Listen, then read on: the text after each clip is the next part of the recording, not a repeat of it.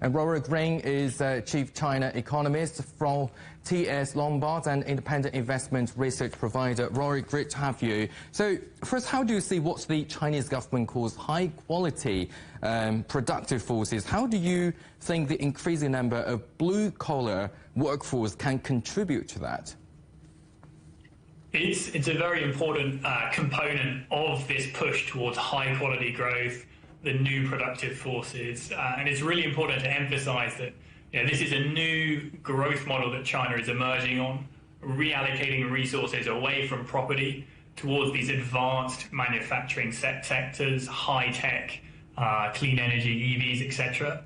And that creates a shift in the labour market too, and will create more high-skilled, high-paying manufacturing work. But at the same time, you're going to lose those construction workers. So it's a reallocation within the labour market, which will eventually create higher paying jobs for skilled manufacturing. And the Chinese authorities are vowing to create 12 million new urban jobs and keep the unemployment rate below 5.5%. In what sectors do you think all of those jobs will be created? I think it will be mainly in the service sector. You touched on the couriers, catering, accommodation, retail. These sectors were hit heavily by COVID-19, less activity, lower employment, and there's still a lot of scope for those areas to recover, even in 2024. The other big growth driver for employment will be tied to this new emerging growth model, and that is advanced manufacturing.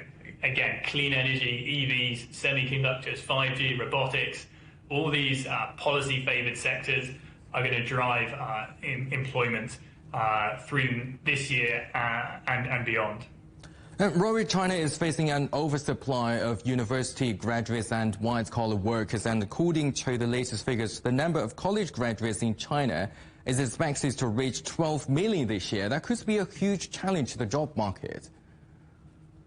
Yes, it will be. There's a bit of a labour skills demand mismatch.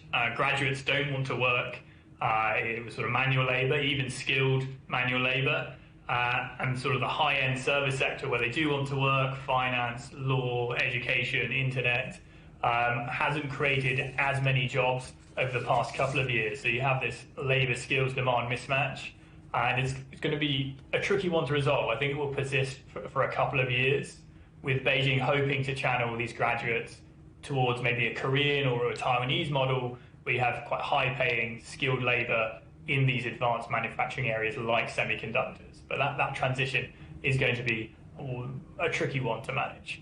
Yeah, on the one hand, we're looking at a huge number of college graduates. On the other, China is expected to face a shortage of 30 million skilled workers in the manufacturing sector by 2025. So do you think that China has entered this stage that blue-collar workers are more in demand than white-collar ones?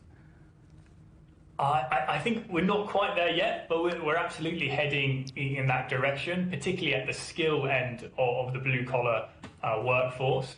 Again, to go back to this new growth model, which is all in on advanced manufacturing, the demand for skilled manufacturing workers is only going to increase as this new growth model persists and these sectors get larger and larger within China's economy. So we might not be quite there yet, but I would say within the next 3 to 4 years, we're definitely going to get to a place where skilled manufacturing is in very high demand, particularly in these advanced manufacturing sectors. Thanks, Rory. That is Rory, Chief China Economist for TS Lombard.